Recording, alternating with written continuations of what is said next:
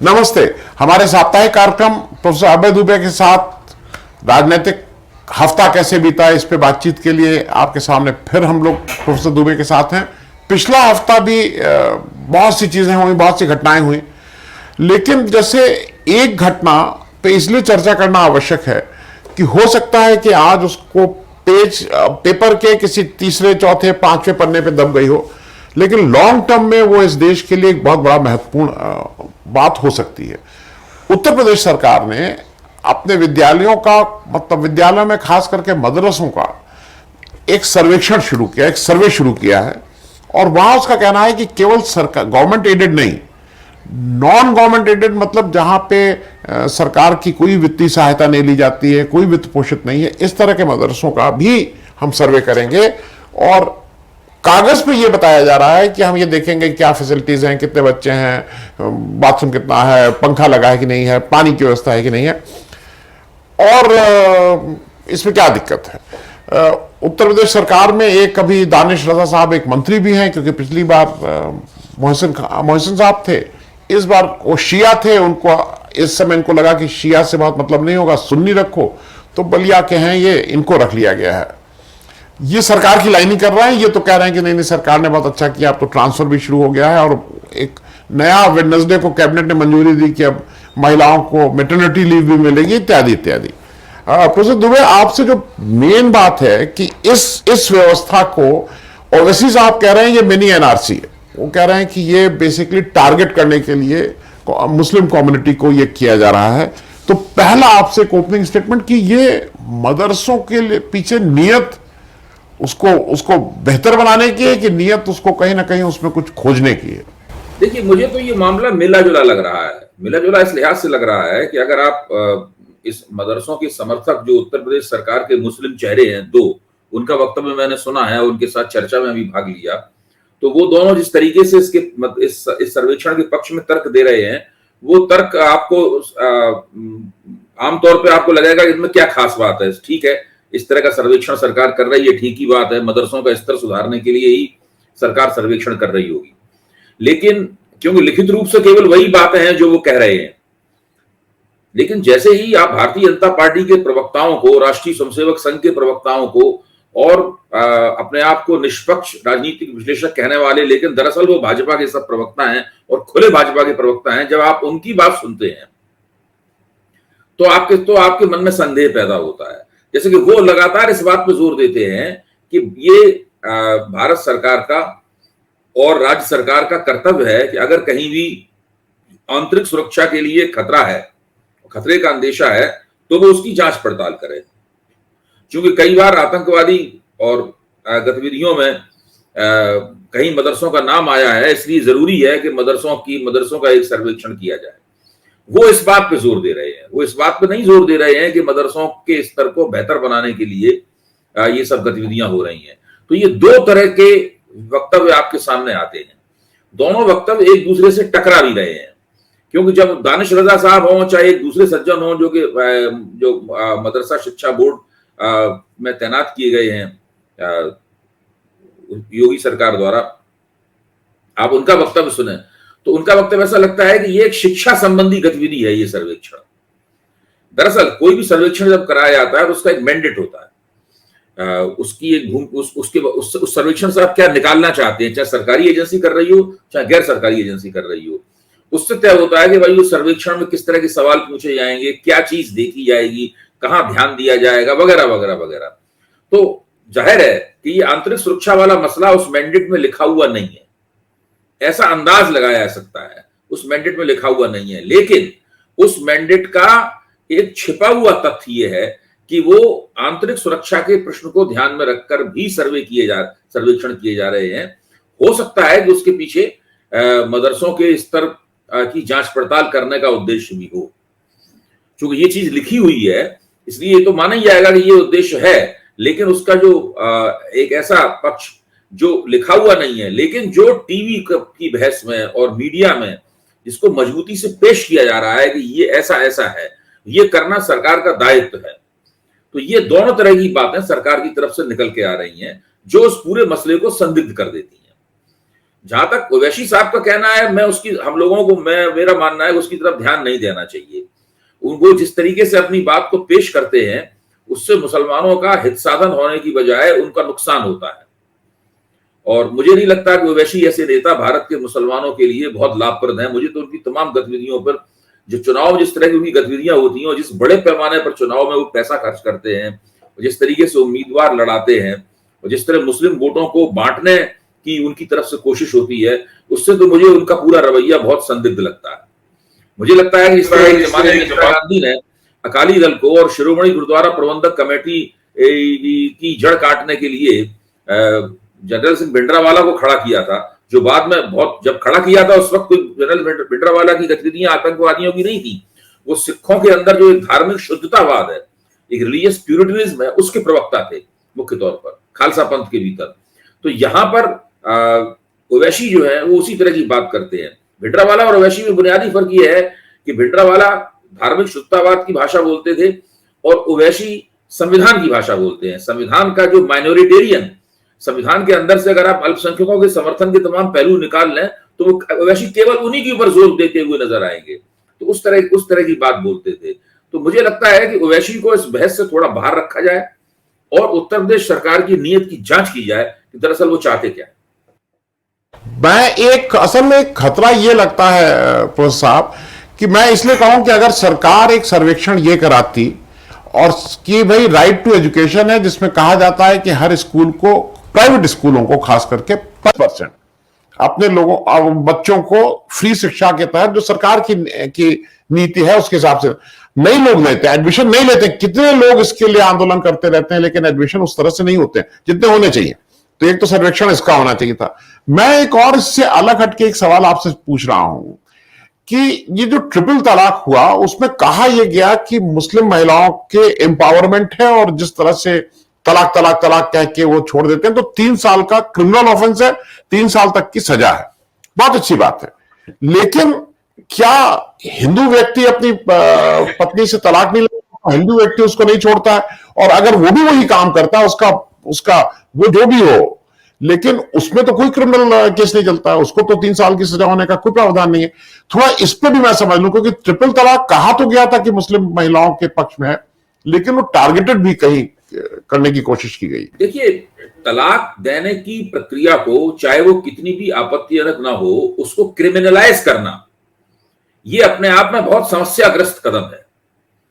तलाक देने की प्रक्रिया आपत्तिजनक है तो उसको आप बदल दीजिए, एक दूसरी प्रक्रिया की स्थापना कीजिए। लेकिन तलाक देने को एक आप सजा दिलाने वाले एक जुर्म में बदल दें, ये एक बहुत गलत बात है। ये जो किया गया है इस सवाल पे, इससे दरअसल कोई फायदा नहीं होने वाला है, इसका कोई लाभ नहीं होने वाला है, और इससे दरअसल मुसलमानों के उत्पीड़न वाली बात ही निकल के आती है। आपको ट्रिपल तलाक को नाजायज करार देना है तो आप वो जरूर नाजायज करार दीजिए, उसमें सब लोग आपके साथ होंगे। ट्रिपल तलाक का समर्थन कौन कर रहा है? लेकिन जब ट्रिपल तलाक देने वाला, जब वो धार्मिक अधिकार से ट्रिपल तलाक देता, 3 तलाक देता है, तो उसको आप क्रिमिनलाइज करेंगे, उसका अपराधीकरण कर देंगे उस प्रक्रिया का, और उसके बदले में बाकायदा उसे जेल भेजा जाएगा, सजा भेजा जाएगा। आपत्ति यहाँ पे मौजूद है, और उससे कोई भी समाज सुधार इससे नहीं होता है, इन बातों से। पहली बात। दूसरी बात, मैं फिर से थोड़ा शिक्षा के ऊपर लौटूंगा। उत्तर प्रदेश में जो प्राथमिक शिक्षा की स्थिति है वो बहुत खराब है। जो विद्यालय मदरसा नहीं कहे जाते हैं, या जो साधारण विद्यालय हैं जिनको उत्तर प्रदेश सरकार चलाती है, उत्तर प्रदेश का प्राथमिक शिक्षा विभाग और शिक्षा विभाग चलाता है, आप अगर उन विद्यालयों का दौरा करें तो आप पाएंगे कि उनकी बहुत बड़ी दुर्गति हो चुकी है, और उनके अंदर सुधार करने का उत्तर प्रदेश सरकार ने कोई कार्यक्रम नहीं लिया है। जिस तरह दिल्ली की सरकार लगातार कोशिश कर रही है कि दिल्ली के प्राथमिक शिक्षा के विद्यालय सुधरें, और वो उसको एक तमगे की तरह पहनती है कि हमने इन विद्यालयों को सुधारने में इतना काम किया है, टीवी में प्रचार करती है, अंतर्राष्ट्रीय स्तर पर उसको पेश करती है कि हमने शिक्षा की व्यवस्था इतनी सुधरी है। और जब उनके अच्छे विद्यालय हैं, उनकी तस्वीरें आती हैं, वहां उप मुख्यमंत्री खड़े होकर दावा करते हैं, मुख्यमंत्री खड़े होकर दावा करते हैं, तो समझ में आती है कि इस सरकार की प्राथमिकता ये है। उत्तर प्रदेश सरकार की प्राथमिकता प्राथमिक शिक्षा को सुधारने की नहीं है। ऐसा कोई भी प्रयास उत्तर प्रदेश सरकार की तरफ से आज तक नहीं देखा गया है। अब आपको अचानक ख्याल आया कि जो मदरसे हैं, और खासतौर से वो मदरसे करीब 500 से कुछ ज्यादा मदरसे हैं, इनको सरकारी मदद मिलती है। उन मदरसों को अगर अब छोड़ दिया जाए तो बाकी जो मदरसे हैं, इनकी संख्या बहुत बड़ी है, आप अचानक उनका सर्वेक्षण करने लग गए और आप दलील ये देते हैं कि हम सर्वेक्षण इसलिए कर रहे हैं ताकि उनकी हालत को हम सुधार सकें। भाई, मदरसे तो उत्तर प्रदेश में शिक्षा का पूरा जो बंदोबस्त है उसका एक बहुत छोटा हिस्सा है। उत्तर प्रदेश तो बहुत बड़ा प्रदेश है, दुनिया की सबसे बड़ी प्रशासनिक इकाइयों में से एक है उत्तर प्रदेश, शायद सबसे बड़ी प्रशासनिक इकाई है, उससे बड़ी एडमिनिस्ट्रेटिव यूनिट दुनिया में कोई नहीं है। जब इसके अंदर उत्तराखंड शामिल था तो और भी बड़ी थी। तो मैं कहना ये चाहता हूं कि अगर उसे मदरसों का स्तर सुधारना है तो उसका स्वागत है, लेकिन साथ साथ में पूरे उत्तर प्रदेश में प्राथमिक शिक्षा की, माध्यमिक शिक्षा की स्थिति है उसको सुधारने के लिए भी तो कोई योजना लेनी चाहिए। नहीं, ये बात तो ठीक है, लेकिन एक मैं शिक्षा का एक अपने दर्शकों को जानकारी दे दूं। यूपी बोर्ड जिसको बोलते हैं, जिसमें हम लोग ने 10th और 12th पास किया, उसमें इस समय करीब, उसमें इस समय करीब इस पिछले वर्ष 50 लाख से ज्यादा स्टूडेंट अपियर हुए थे, 50 लाख से ज्यादा, जो बहुत से देशों की आबादी नहीं है। खैर, एक चीज जरा और प्रोफेसर साहब आपसे समझना था कि ये कभी कभी देखिए, मैं भी ये मानता हूं, मैं बहुत सी चीजों का मेरा है कि मैं पूजा करता हूं, मेरा व्यक्तिगत है, मैं घर के अंदर पूजा करता हूं, लेकिन अभी एक नया और शुरू हुआ है कि सार्वजनिक स्थानों पर भाई ये नमाज नहीं पढ़ी जाएगी। नमाज बहुत सी जगहों पे बहुत दिनों से पढ़ी जाती थी, वो फ्राइडे, खास करके जुमे की नमाज, वो फ्राइडे को उनका एक जो भी आधे एक घंटे का कार्यक्रम होता था, वो रास्ते रुकते थे और नमाज पढ़ी जाती थी। क्योंकि हमने हाल के दिनों में ये भी देखा कि अभी जगराता हर मोहल्ले में होने लगा है, रात में आपको सोने में दिक्कत होती है, दुर्गा पूजा होने लगी है, गणेश चतुर्थी अब बहुत जोर शोर से होने लगी है। तो या तो सबके लिए बराबर हो कि भाई सार्वजनिक स्थान, सड़क पे, इस पे कहीं किसी का नहीं होगा, लेकिन जैसा आप गुड़गांव में भी आप देख लीजिए, गुड़गांव में वो एक के बाद एक नमाज के स्थानों को बंद करते जा रहे हैं। कुछ लोग, प्राइवेट लोग तैयार भी हैं कि हमारे यहां कर लो, तो उसको भी टारगेट किया जा रहा है। इस पे भी जरा समझना चाहेंगे। देखिए, तो सीधे सीधे हिंदू बहुसंख्यकवाद के गैर राजनीतिक और धार्मिक रूप है। आप देखिए, किसी मॉल में जब एक हिंदू दुकानदार अपनी दुकान खोलता है तो सबसे पहले दुकान खोलते ही पहला काम ये करता है कि वो पूजा करता है। कुछ दुकानदार 15 मिनट पूजा करते हैं, कुछ आधे घंटे पूजा करते हैं। पूजा में सब कुछ होता है, घंटी भी टंटनाई जाती है, टीका भी लगाया जाता है, आरती भी की जाती है, सब कुछ होता है उस पूजा में। तकरीबन ऐसा कोई दुकानदार नहीं है जो पूजा ना करता हो। अब इस बात के ऊपर अगर आपत्ति की जाए कि भाई मॉल के अंदर ये लोग पूजा क्यों करते हैं, मॉल तो एक सार्वजनिक स्थान है, बाजार है, मॉल का मतलब हुआ बाजार। अब बाजार के अंदर वो पूजा करते हो तो इस बात पर कोई आपत्ति नहीं है। अगर किसी ने नमाज पढ़ ली तो इस बात के ऊपर आपत्ति है। वो कह सकते हैं कि भाई वो जो दुकान है, वो दुकान तो उनका, दुकान पे उनका स्वामित्व है, वो अपनी दुकान के अंदर कुछ भी करे, लेकिन वो दुकान एक सार्वजनिक स्थान का अंग है। तो यही है जिसको आप कह सकते हैं कि ये हिंदू दादागिरी है कि भाई हमारी स्थायी बहुसंख्या है, इस देश के हुक्मरान हम हैं, ये देश हिंदू लोकतंत्र है और इसमें अल्पसंख्यकों की जो धार्मिक गतिविधियां होंगी वो उस तरह से होंगी जिस तरह हम तय करेंगे। हम अगर तय करेंगे कि वो यहां नमाज पढ़ें, यहां ना पढ़ें, कहां पढ़ें, सड़क पे पढ़ें या ना पढ़ें। मैं तो जिस दिन से दिल्ली आया हूं उस दिन से मैं दिल्ली में सड़कों को रोक के जगराते होते हुए देख रहा हूं। हालत यह है कि जो गेटेड कम्युनिटीज हैं, यानी बड़े बड़े अपार्टमेंट हैं, उन अपार्टमेंटों में हिंदू मंदिर बने हुए हैं। वहां पे बाकायदा भजन कीर्तन, पूजा, सवेरे घंटी शंख फूंकना, सारा काम होता है उसके अंदर। वो कोई पर्सनल स्पेस नहीं है। तो अगर आप हिंदू बहुसंख्यकवाद के, हिंदू मेजोरिटेरियनिज्म की अभिव्यक्तियां देखना चाहते हैं तो ये उन अभिव्यक्तियों का एक बहुत ही जबरदस्त और सीधा सीधा प्रमाण है कि हिंदुस्तान में क्या हो रहा है। अच्छा, दूसरी बात यह है जो मुसलमानों द्वारा सार्वजनिक स्थानों पर नमाज पढ़ने वाला सवाल है, मुझे तो लगता है कि न तो सार्वजनिक स्थानों पर नमाज पढ़नी चाहिए और न ही हिंदुओं को सार्वजनिक स्थानों के ऊपर अपने धार्मिक कार्यक्रम करने चाहिए। इन दोनों को जो है वो बंद कर देना चाहिए। ईसाई ऐसा कोई काम करते नहीं है, इसलिए कोई चक्करबाजी उसमें है नहीं। सिख भी मोटे तौर पे ऐसा कोई काम करते नहीं है, उसमें कोई चक्करबाजी नहीं है। ये सरकार को चाहिए कि इस तरह के नियम बनाए कि जो हिंदुओं की जो लोकप्रिय धार्मिक अभिव्यक्तियां हैं वो सार्वजनिक जगहों को न घेरें इसी तरीके से मुसलमानों को भी चाहिए कि वो ईद वगैरह को छोड़ के जो एक आध साल में 1 या 2 बार बात आती है, उसके बाद अपनी सार्वजनिक स्थल पर नमाज ना पढ़ें। तो ये एक समस्या है जो कि भारत जैसे देश में हिंदू बहुसंख्यकवाद के उभार के बाद पैदा हुई है। इस समस्या से सावधानी से निपटना होगा और हिंदू बहुसंख्यकवाद के दबदबे का विरोध करते हुए निपटना होगा। जी, मैं प्रोफेसर साहब, एक चीज और हुई पिछले हफ्ते, हमारे नए सीजेआई साहब ने अपना यूयू ललित साहब ने पदभार ग्रहण किया और उन्होंने आते ही जो पहला दिन था उनका कोर्ट में, उन्होंने सबसे पहला ये काम किया कि जो गुजरात के 11 गुजरात रॉयट्स के केसेस थे, उन्होंने एक झाड़ू से उसको सबको बंद कर दिया और ये कहा कि इन्फेक्चुअस है, 2002 बहुत हो गया, अब उस पर ये एसआईटी थी और क्या क्या चीज पूछना। अब सिर्फ समझना मैं आपसे ये चाह रहा हूं कि ये जो 2002 के रॉयट थे उसमें मुसलमान लोगों के साथ थोड़ी जाती हुई थी, थोड़ी नहीं काफी जाती हुई थी, जिसको गोधरा और पोस्ट गोधरा रॉयट्स बोलते हैं। लेकिन 1983 में जब सिख रॉयट्स हुए जिसमें सिखों के साथ जाती हुई, वो केसेस आज भी चल रहे हैं। तो अगर 1983 के केसेस आप आज भी चला रहे हैं और 2002 के रॉयट्स के केसेस को आप कह रहे हैं नहीं अब तो ये इन्फेक्चुअस है, इसमें आपको कहीं लगता है कि दो तरह के डबल स्टैंडर्ड्स हैं? देखिए, गुजरात में जो मुसलमान विरोधी हिंसा हुई थी वो दंगे तो थे ही नहीं। ऐसा नहीं था कि मुसलमानों ने हिंदुओं के खिलाफ कोई हिंसक कार्रवाई की हो, संगठित रूप से मुसलमानों की भीड़ें गई हो और हिंदुओं के ऊपर हमले किए, ऐसा नहीं था। वो पूरी तरीके से एक तरफा था, इसलिए वो मुसलमान विरोधी हिंसा थी, वो पोग्राम था, इसको हम अंग्रेजी में कहते हैं। तो ये हम लोगों को समझनी चाहिए। और उसमें जो न्यायपालिका का रवैया है वो बहुत लंबे अरसे से पक्षपातपूर्ण दिखाई पड़ता है। वो पहली नजर में आप देखिए कि तमाम भारतीय जनता पार्टी के लोग, आप इसी को देखिए जो बिल्किस बानो वाला केस है, बिल्किस बानो वाला केस तो उसका सबसे बड़ा उदाहरण है।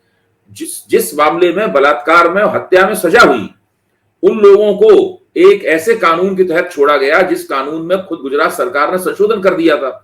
तो इसका पिछला वाला संस्करण था, उस पिछले वाले संस्करण का इस्तेमाल करके उन लोगों को छोड़ा गया। अब छोड़ने के बाद में सार्वजनिक रूप से उन लोगों को मालाएं पहनाई जा रही हैं, उनके पैर छुए जा रहे हैं, उनको तिलक लगाए जा रहे हैं, उनको मिठाइयां खिलाई जा रही हैं।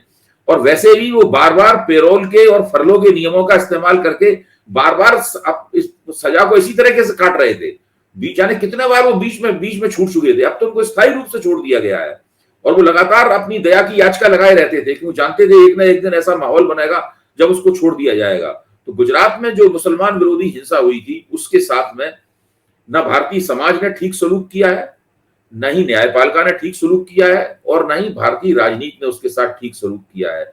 मेरा मानना यह है कि ये एक ऐसा अन्याय है, ऐसा ऐतिहासिक अन्याय है जो आगे चलकर भारतीय लोकतंत्र को सताएगा।